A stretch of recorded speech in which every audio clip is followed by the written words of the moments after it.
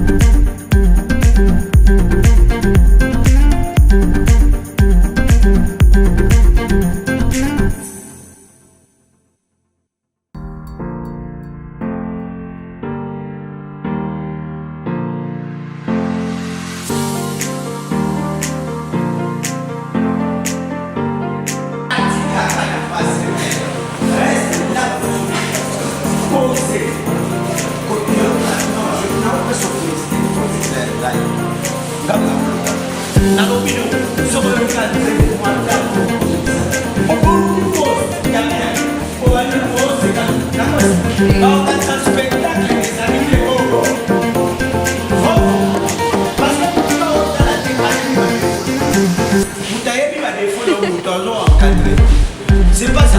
Donc on l'axe jamais à toi ça les gars. Il faut pas vous dire mais c'est quand les gars. Coquille mais pour douter. C'est quand ça arrive. Nul n'est parfait, il y a que Dieu qui est parfait. Ça va.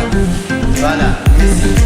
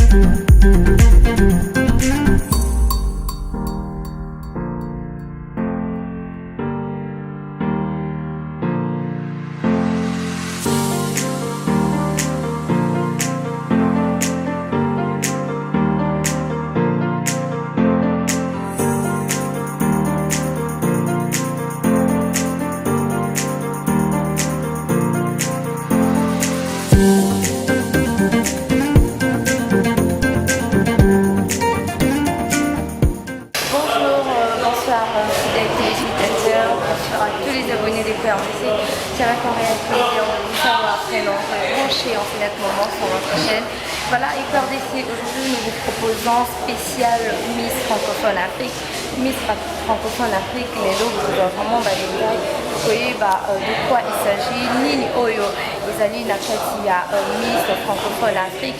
Là, il y a des organisateurs, oui, pourquoi Balingi va faire la Corona et Bandi prend, est-ce que les amis première édition, to et Banda déjà, beaucoup de Nakatia, émission la Béni. Tout ça déjà, na président fondateur, Bengaye Bongo, Monsieur Chris a un peu expliqué l'histoire en large et en détail, Nini Oyo, les amis, Miss Francophone Afrique. Il est déjà là sur mon plateau et qui je dis bonsoir. Bonsoir Monsieur Chris. Bonsoir Naomi. Bonne santé. Ça va? Nangabi ngaka Decris Business KBA. Comment vous voulez bien ngangona? Ok, Decris Business KBA.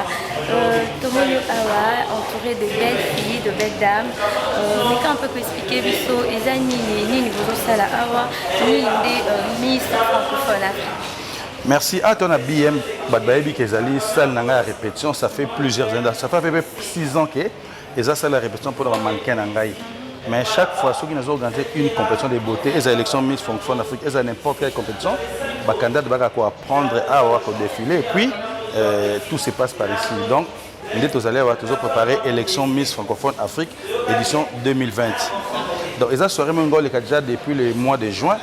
Parce que tu as la préparation en mois de mars, il y a 2020 euros, et pardon, mois de février déjà, tu officiel d'être le 27 juin. Mais malheureusement, avec le Covid, le coronavirus et parasite, soirée et ça m'a été parce que tu as un état d'urgence sanitaire.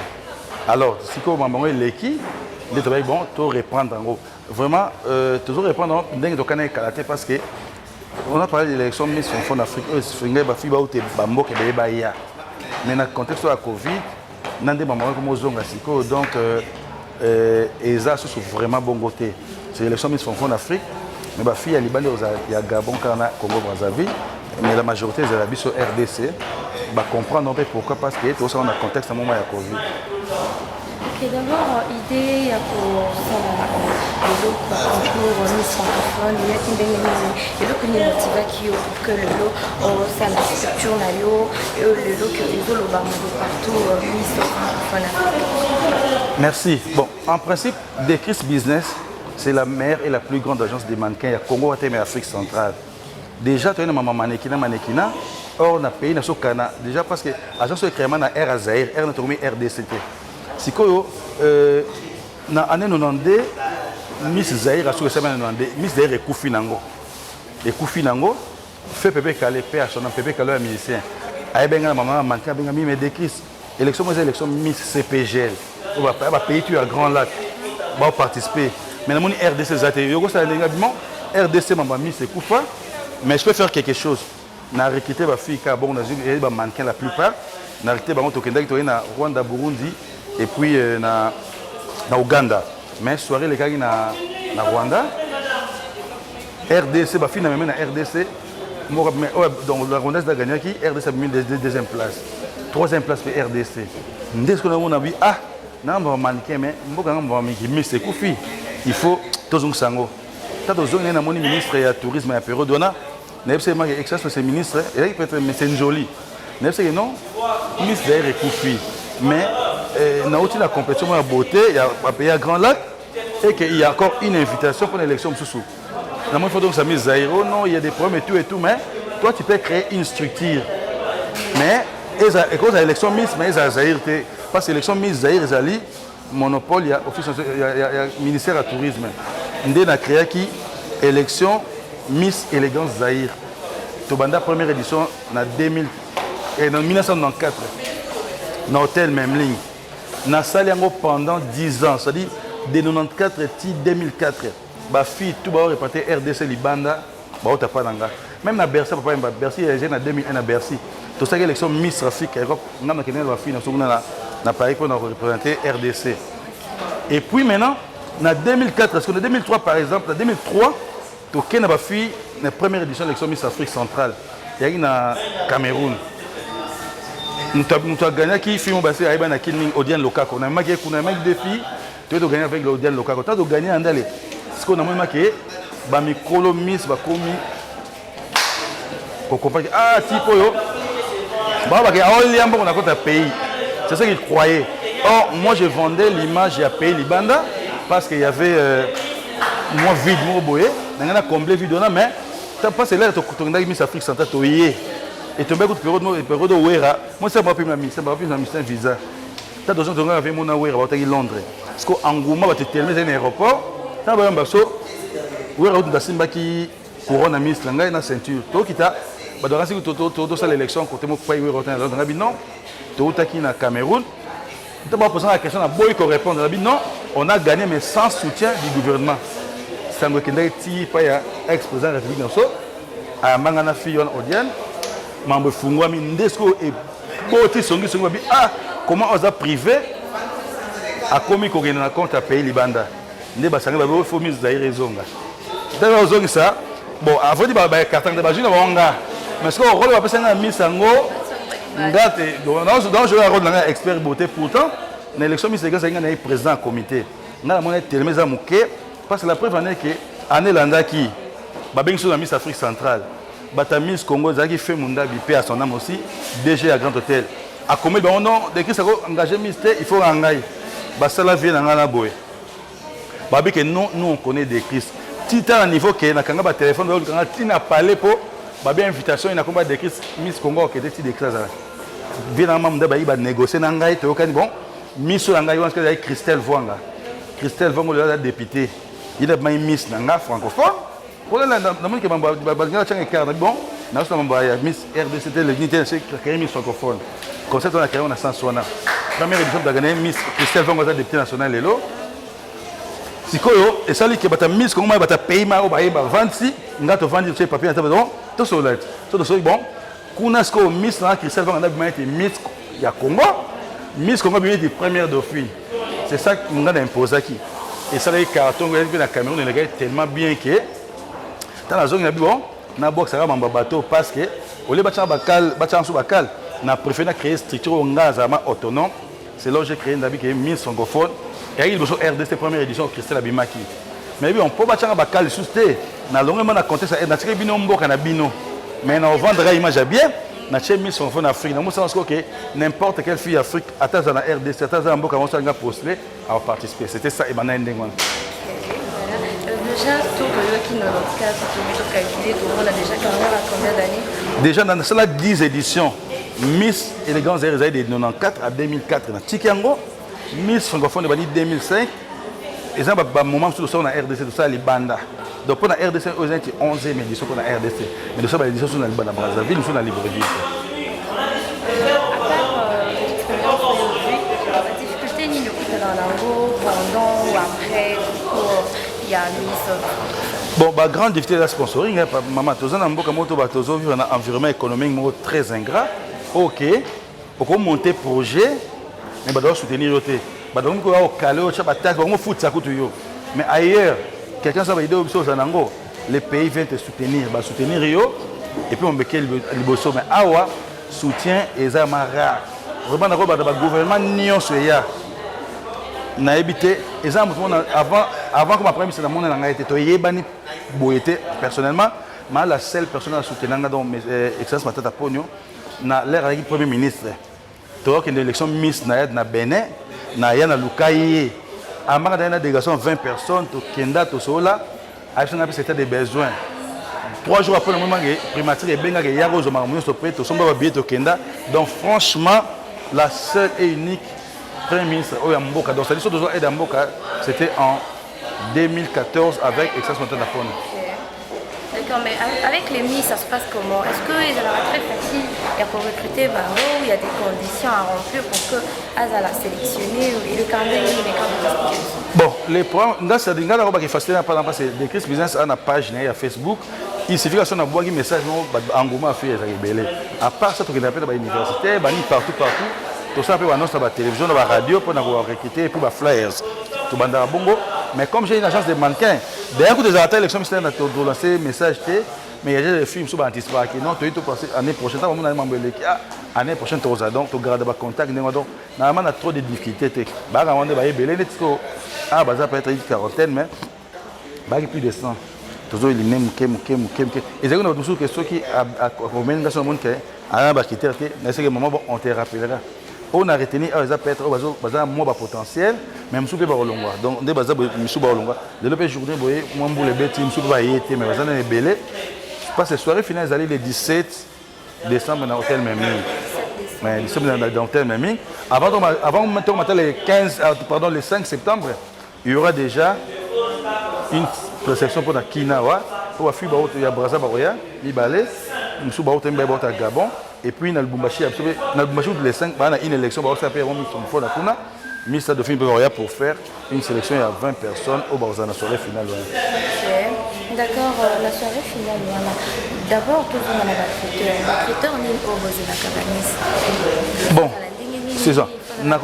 Chaque élection de Miss, chaque élection de Miss, ce sont les organisateurs qui fixent les critères. Il y a des Miss Vodacom, on travaille avec nous. On a des experts beauté, on a voyagé avec correcteur. Mais ils assurent que Albert Mboula a des crises. Bon, ok, nous avons des critères, ok, les cassés sont correcteurs, mais les critères nationaux qui ont été. Pour une fille, elle a été biso, ataza munene tal biso te même. Il s'est dit que aux affaires, tout le monde qui est transformé, tout le monde qui est côté manoir, abiba doit bi waouh. On a des critères à Vodacom et puis deuxième critère, il faut voter belé. Mais biso c'est pas ça les cas. Biso tout le monde a des critères universels, c'est-à-dire que bon, hein, fille a bimé avec compétition à Gabon, à les États-Unis, à l'équipe. Mais moi différemment Miss Vodacom, nous avons Miss Vodacom, mais ok comme ça le bandit parce que à limité. Les critères moi plus que voter mais biso les critères universels c'est-à-dire à appel pour le voir mannequin dans le collègue mais par ça tu veux francophone pour ni à une belle expression française c'est-à-dire que vous allez danser mais sur le français tu down. Donc ça tu allais bien pas mis dans ce bazar vraiment français. Bon on a recruté bah moi bah j'ai un niveau à bagage mais est-ce que il y a 80 jours à Girit bah aux la 20 bah ça les 4 est sorti après tu éliminer 16 battre et pardon 12 battre 8 tu vois ce que Baché Corbeil, mon homme, pour la question.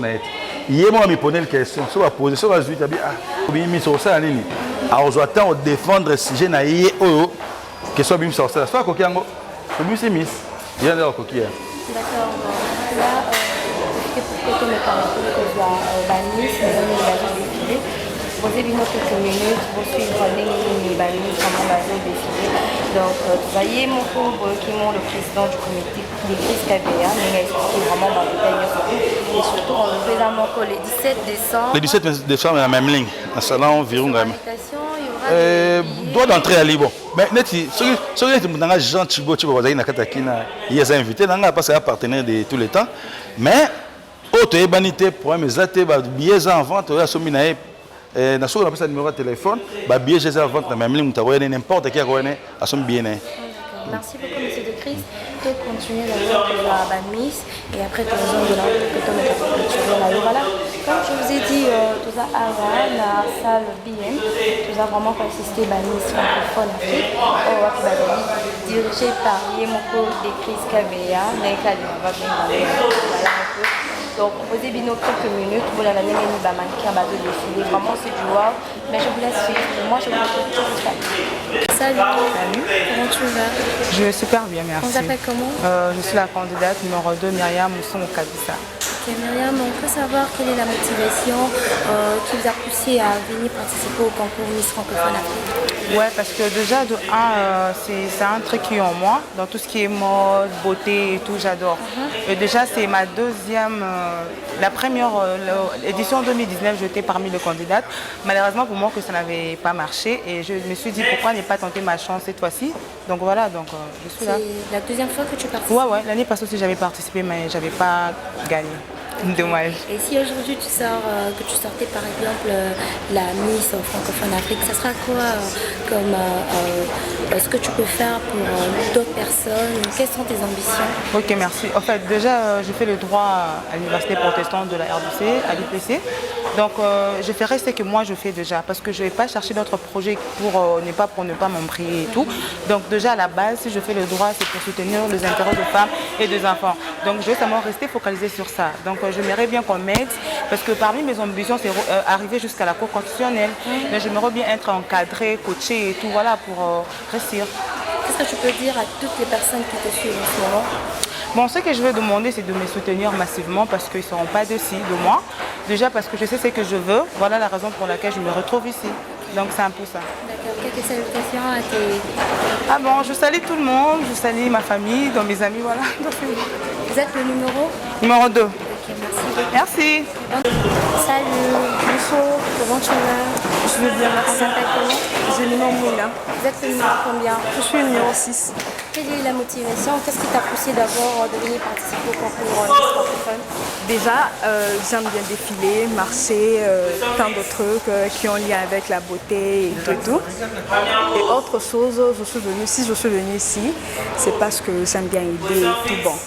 Déjà qu'à la maison, c'est pas facile d'aider tout, mais ici, on me donne une opportunité, une chance de montrer qui je suis, de me défendre devant les gens et puis d'aider ceux qui n'ont pas de moyens.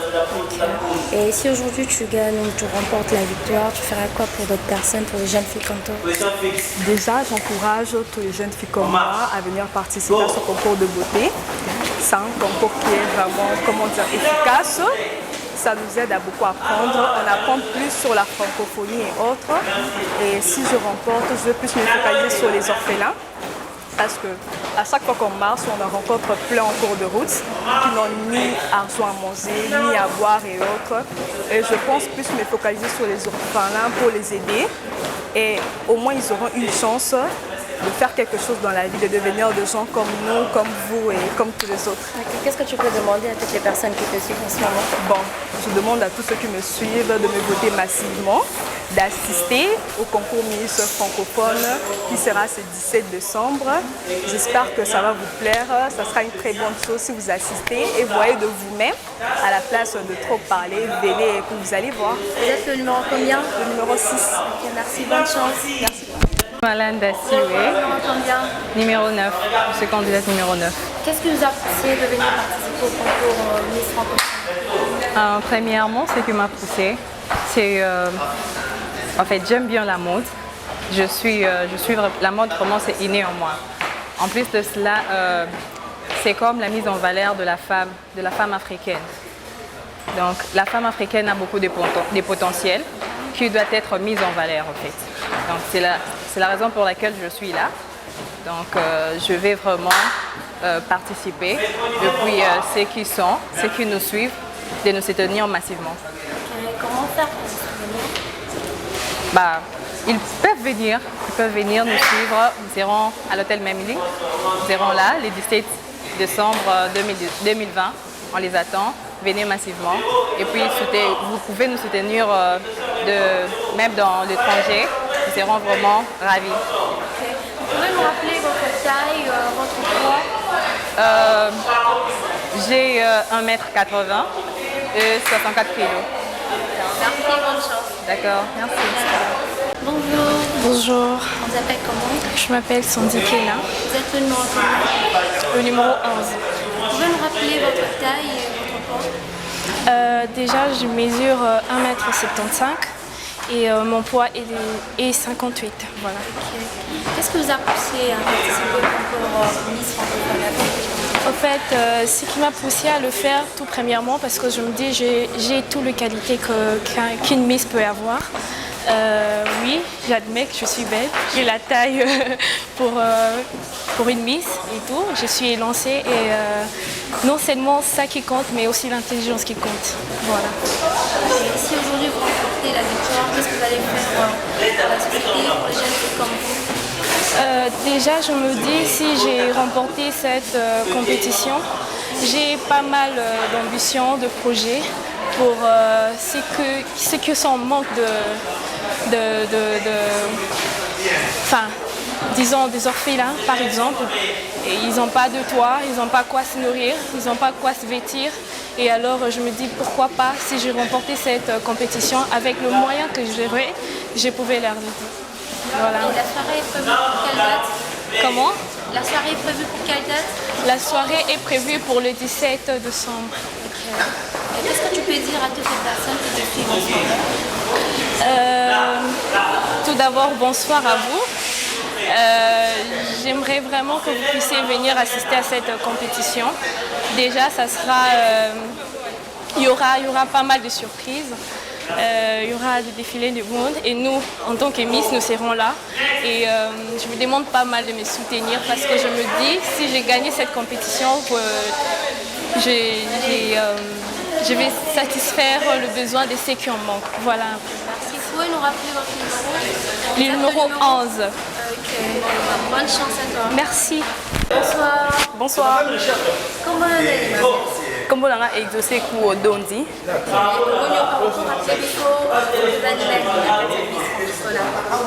naza capitaine ya agence de Chris Business.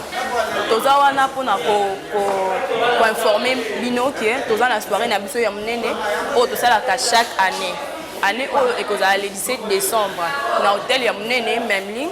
Oh, déjà tout banda qui déjà à côté kababier na biso eza déjà avant tout yango wana o ezaka juste rappel toza en pleine répétition pour na préparer soirée na biso le kakitoko comme d'habitude yango to ebisi bino bozala ebele boya babier na biso prévente eza na $25 ya pamba peut on a billet ya $30 pe ya 50 boya bozala dessus te makambo kitoko ezaka ndenge to sala yambalosko moi be puis c'est baksami merci.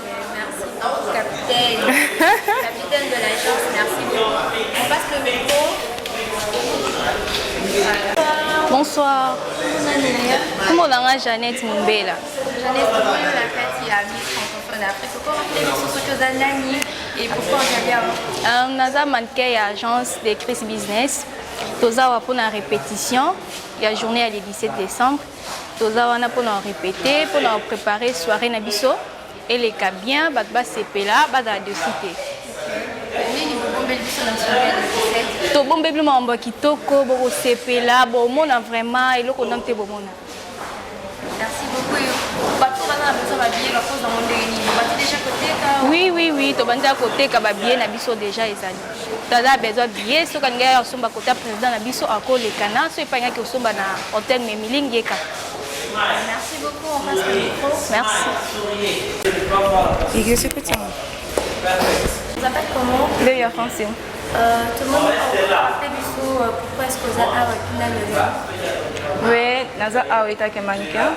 Oyo tuzali qualifié pour na défilé à Miss Francophone Afrique. Oyo kozali le 17 décembre.